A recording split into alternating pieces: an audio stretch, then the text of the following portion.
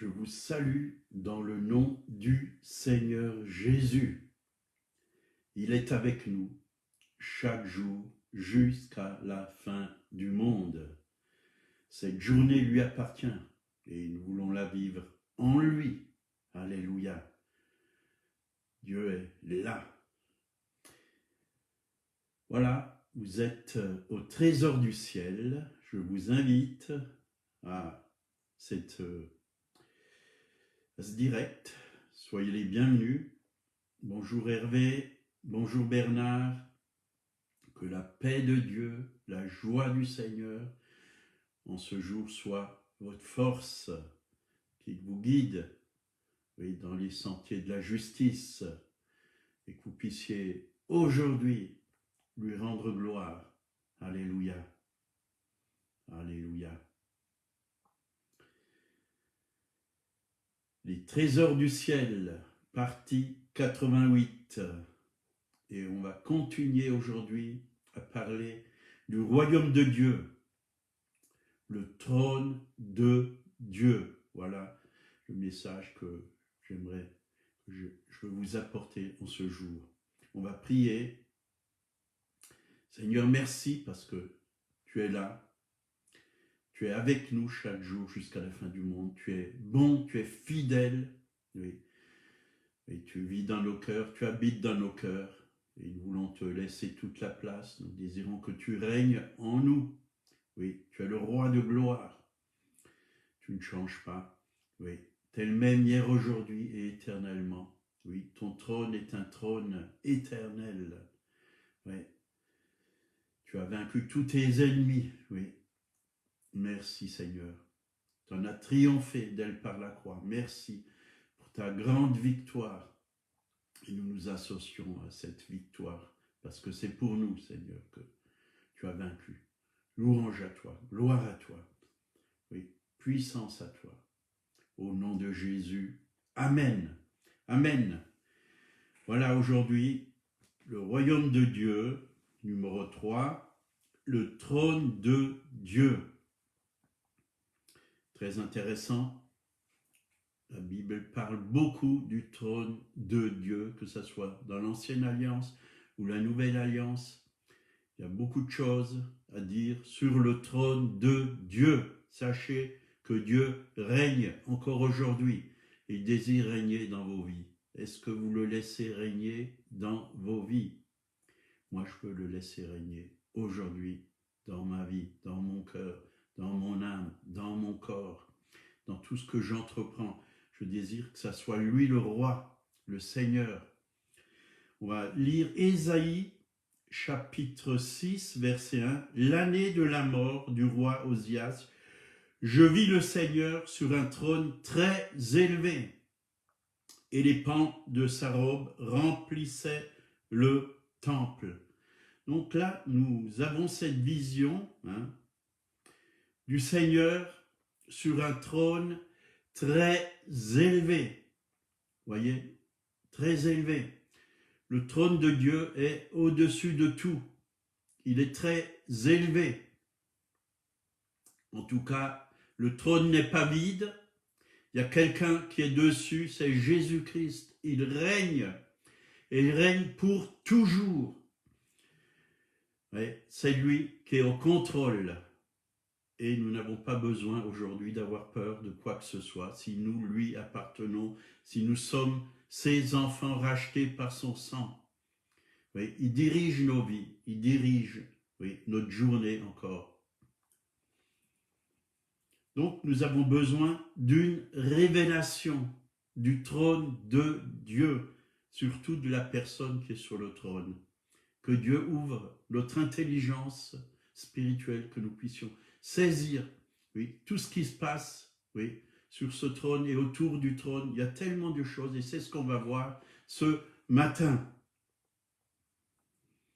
Éphésiens 1, verset 20. Il l'a déployé en Christ en le ressuscitant des morts, en le faisant asseoir à sa droite dans les lieux célestes, au-dessus de toute domination, de toute autorité, de toute puissance, de toute dignité, de tout nom qui peut se nommer, non seulement dans le siècle présent, mais encore dans le siècle à venir. Donc c'est le Père qui a ressuscité Jésus d'entre les morts par la puissance du Saint-Esprit. Jésus est vivant, il n'est pas resté dans la tombe, et il l'a fait asseoir à sa droite. Et là, au-dessus, on a lu au-dessus, il n'est pas en dessous, mais il est au-dessus, au-dessus de tout, au-dessus des anges, des démons, de toute autorité, de toute puissance, de toute dignité, de tout nom, et pour tout le temps, il est au-dessus, il règne, il domine, il a l'autorité, il a la puissance, il est souverain, il a le pouvoir, le gouvernement. Il est au troisième ciel, l'endroit le plus haut, dans les lieux élevés, très élevés. Et on peut voir que l'apôtre Paul a visité le troisième ciel. Il a été ravi, oui, en esprit, au troisième ciel. 2 Corinthiens 12, verset 2. Je connais un homme en Christ qui fut, il y a 14 ans, ravi jusqu'au troisième ciel. Au verset 4, il dit qu'il fut enlevé dans le paradis. Vous voyez, un paradis, n'est-ce pas merveilleux? Enlevé au paradis. Le paradis existe encore et on peut se réjouir. Oui. On peut se réjouir parce que si on est racheté par le sang de Jésus-Christ, si on marche dans ses voies, nous allons voir ce paradis. Et beaucoup l'ont vu de ce vivant, beaucoup l'ont vu. Dieu peut vous ravir au troisième ciel. Il l'a fait pour l'apôtre Paul, il peut le faire pour vous. Il peut vous emmener au paradis. Alléluia. Et la Bible donne vraiment des descriptions de ce qui se passe là-haut. Oui, j'ai entendu plusieurs personnes qui sont allées au paradis. Ils ont été ravis, ils ont vu des choses merveilleuses. C'est vrai qu'on ne peut pas tout comprendre avec notre intelligence humaine. Le paradis, c'est un endroit tellement beau. Pour le décrire, notre intelligence ne suffit pas. On a vraiment besoin d'y aller et de le voir. Donc, la Bible nous parle du troisième ciel. S'il y a 3 ciels, ça veut dire qu'il y en a un deuxième et qu'il y en a un premier, quoi.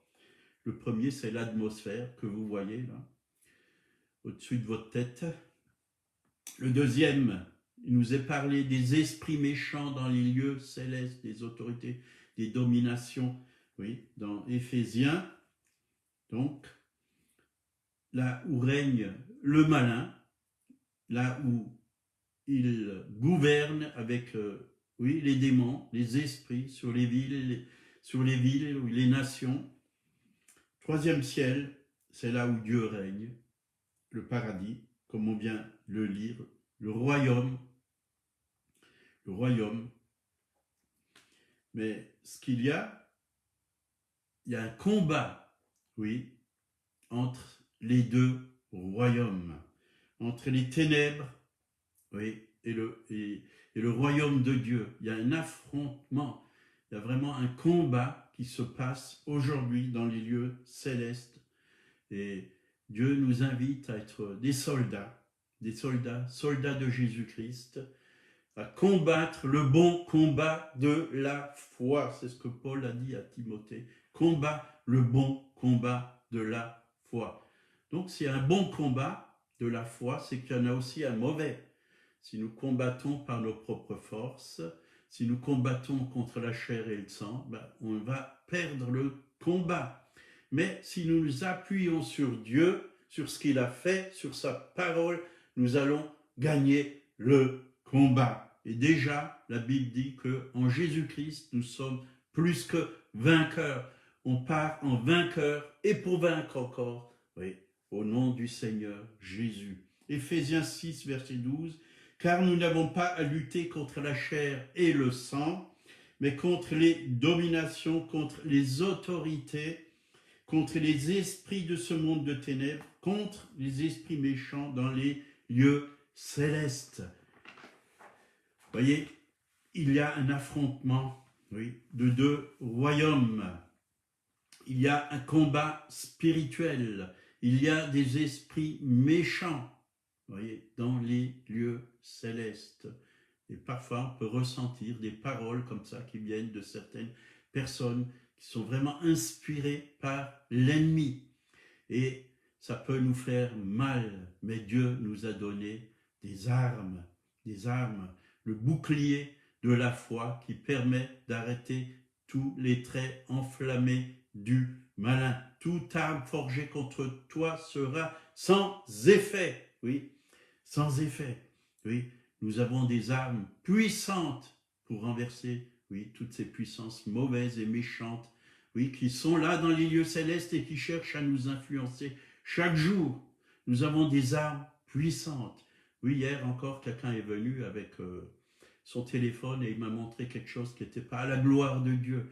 Mais comme j'avais cette arme puissante, le sang de Jésus, j'ai pu renverser cela. Et toute la journée, j'étais dans la paix, dans la joie. J'ai chanté en langue, j'ai loué Dieu en langue. Alléluia. Colossiens 1, verset 16.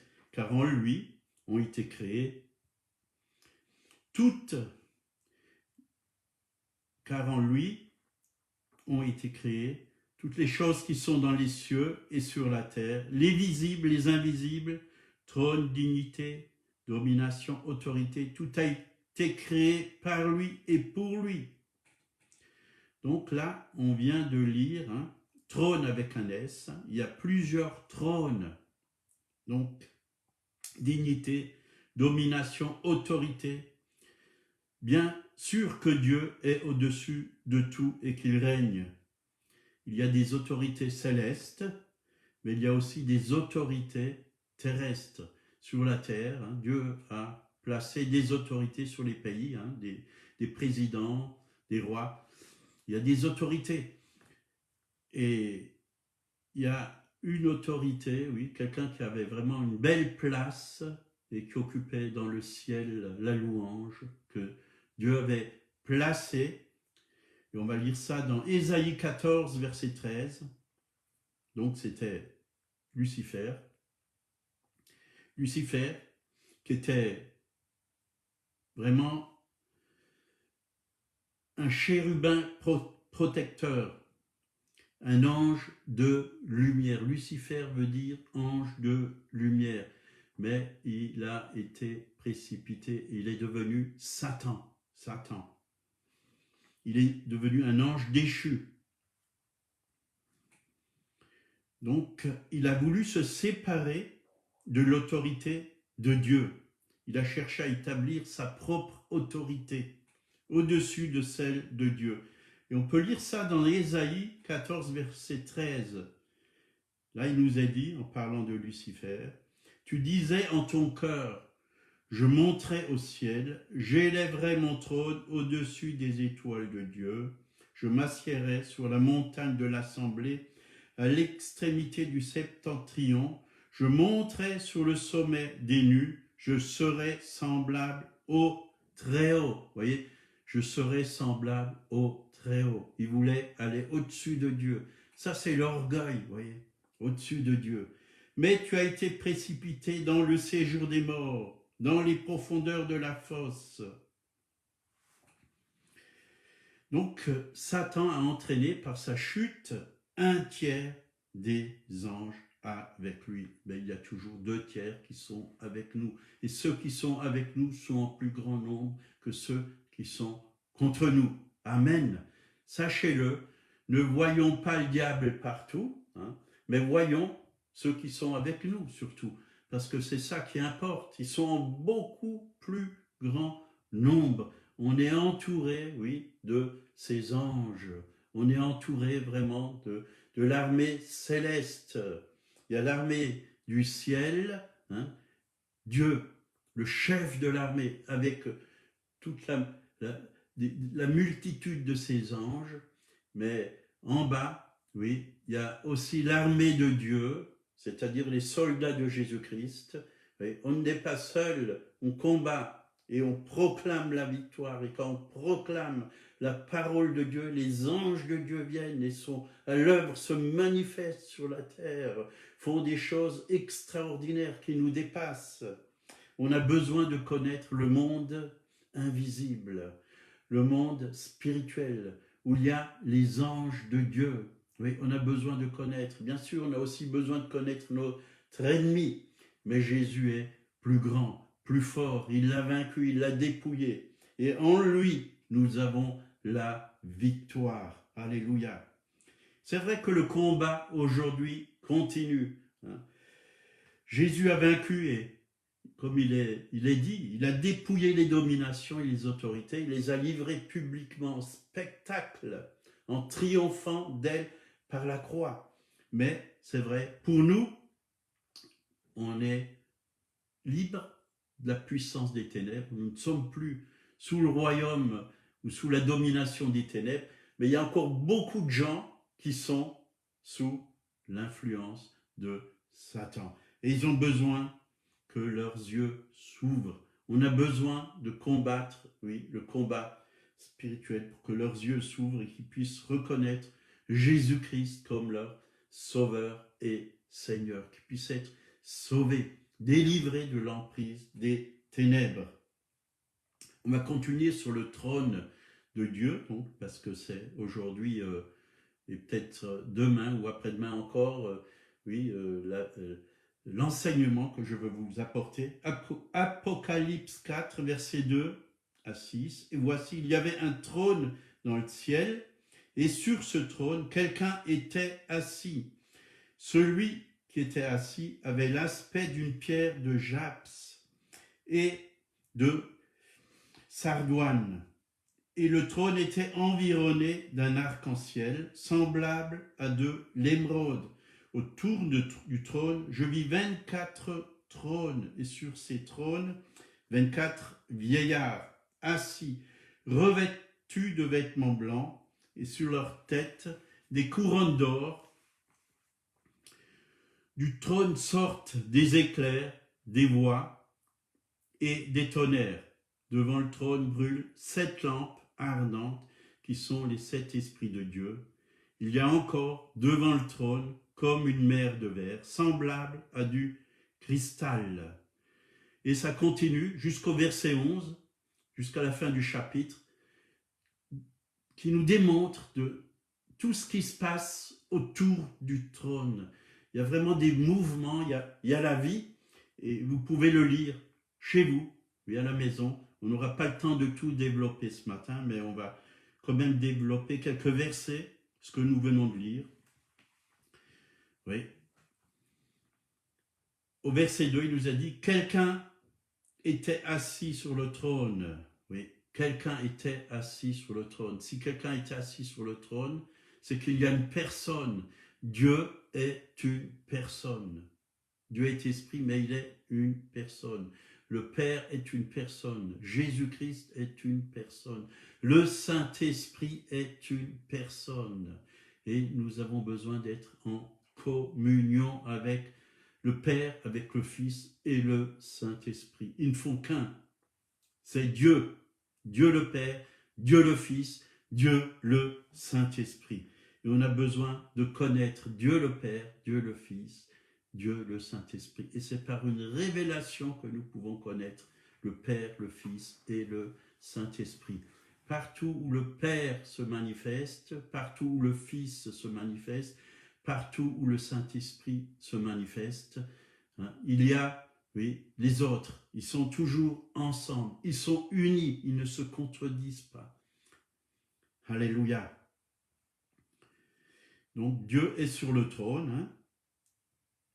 Il a tout pouvoir, toute autorité. Il règne dans tout l'univers, sur la terre, dans le ciel, sur la terre, sous la terre.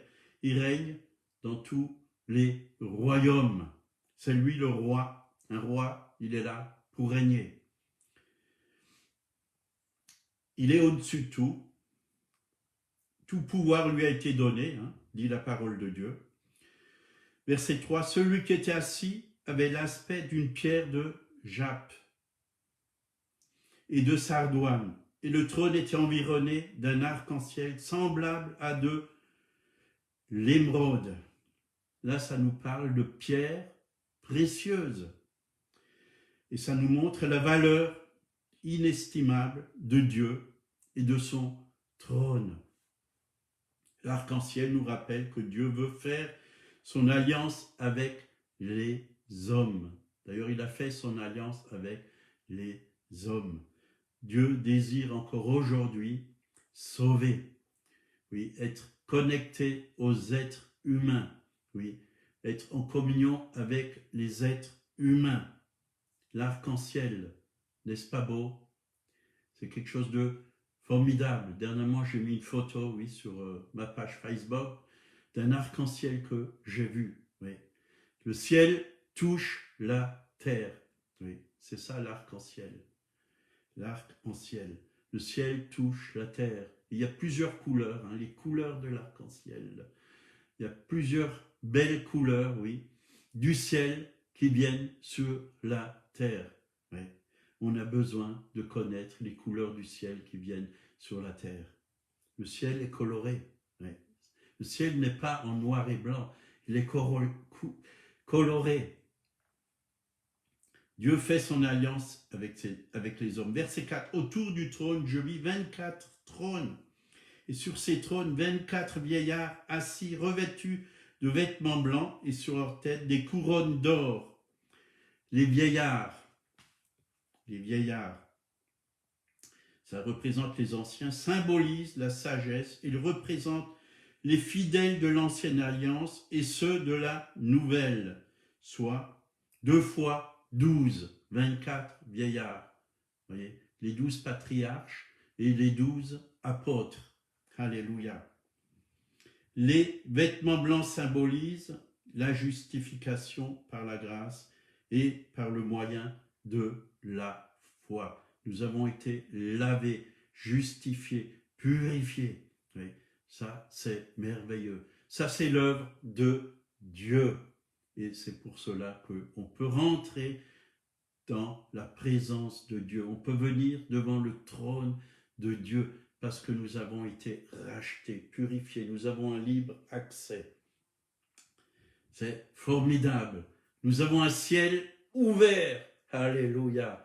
Malgré les nuages qu'il peut y avoir au-dessus de nos têtes, le ciel est tout le temps ouvert, jour et nuit pour ceux qui ont été rachetés. On peut se présenter devant le trône de Dieu. On peut venir être en communion, on peut le louer, on peut l'adorer, on peut l'exalter, oui, on peut le glorifier.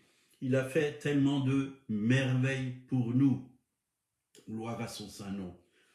Les couronnes d'or attestent qu'ils sont autour du trône parce qu'ils ont vaincu dans le combat de la foi. Vous voyez, ces couronnes d'or, ils ont reçu vraiment ces couronnes parce qu'ils ont vaincu.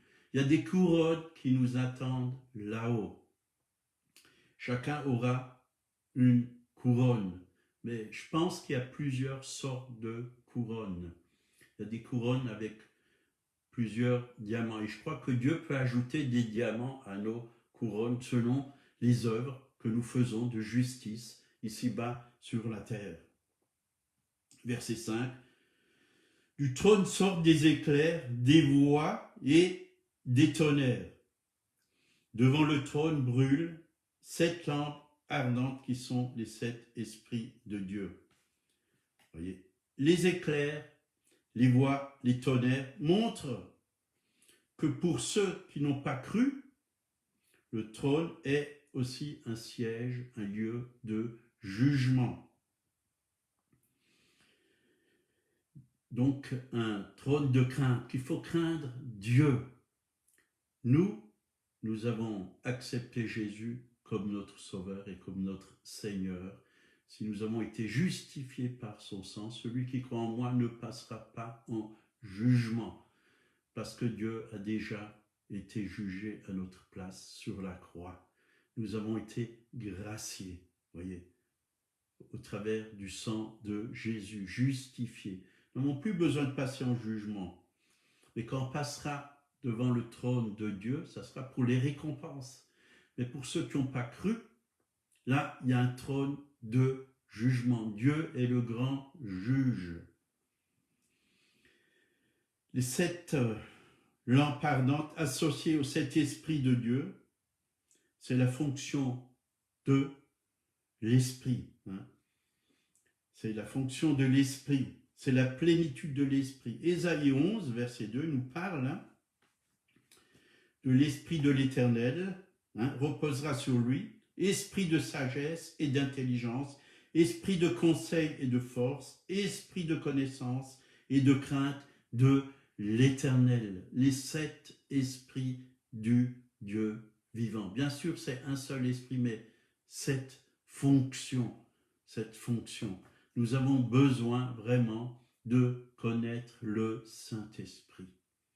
L'esprit de sagesse, l'esprit d'intelligence, l'esprit de force, l'esprit de conseil, de connaissance, de crainte de l'Éternel. On a besoin du Saint-Esprit chaque jour. Seigneur, que cette journée soit vraiment conduite par ton Saint-Esprit, que nous puissions être remplis, de ta sagesse, de ton intelligence, de ta force, de ton conseil, de ta crainte, Seigneur. Oui, que vraiment nous puissions aller dans la direction que toi tu veux qu'on aille. Guide-nous, Saint-Esprit, nous avons besoin de toi et toi, Jésus-Christ, nous t'adorons parce que, oui, tu es sur le trône, tu règnes pour l'éternité. Et encore aujourd'hui, tu nous vois de ton trône et tu veilles sur nous, tu nous gardes, tu nous protèges, oui, tu nous combles de cet immense amour. Merci parce que c'est vrai. Oui, quand Philippe t'a vu, tu lui as dit que, oui, il lui a demandé, montre-nous le Père. Et tu as répondu, il y a si longtemps que je suis avec vous et vous ne m'avez pas connu. Nous savons que le Père, oui, est en toi, Jésus, oui, qu'il habite en toi, oui.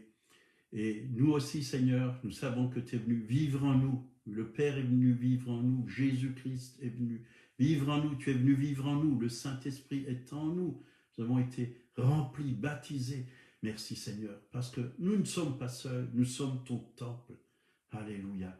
Et nous voulons t'élever encore aujourd'hui, te glorifier. Merci pour cette belle journée, oui, parce que nous partons, oui, en vainqueur et pour vaincre au nom de Jésus. Amen. Si vous ne connaissez pas Jésus, il est vivant. Il est celui qui a donné sa vie pour vous. Dieu a tant aimé le monde. Vous faites partie de ce monde. Il a aimé Pierre, Jean, Jacques. Vous pouvez mettre votre prénom. Il vous aime et désire se révéler à vous, vous sauver. Il a tout accompli à la croix. Il a versé son sang pour que vos péchés soient lavés, effacés. Si vous l'acceptez comme votre sauveur, vous allez recevoir vraiment le pardon de vos péchés. Il va venir en vous, oui, par son esprit, il va venir vivre, habiter en vous. Il va vous remplir de sa présence, de sa paix, de son amour, et il va guider votre vie. Il vous aime. Il désire vraiment, oui, être votre sauveur et votre Seigneur. Je vous encourage à l'accepter dans votre vie. Voyez, passez une très bonne journée dans sa présence. À demain à 8h. On continue sur le trône de Dieu. Bonne journée.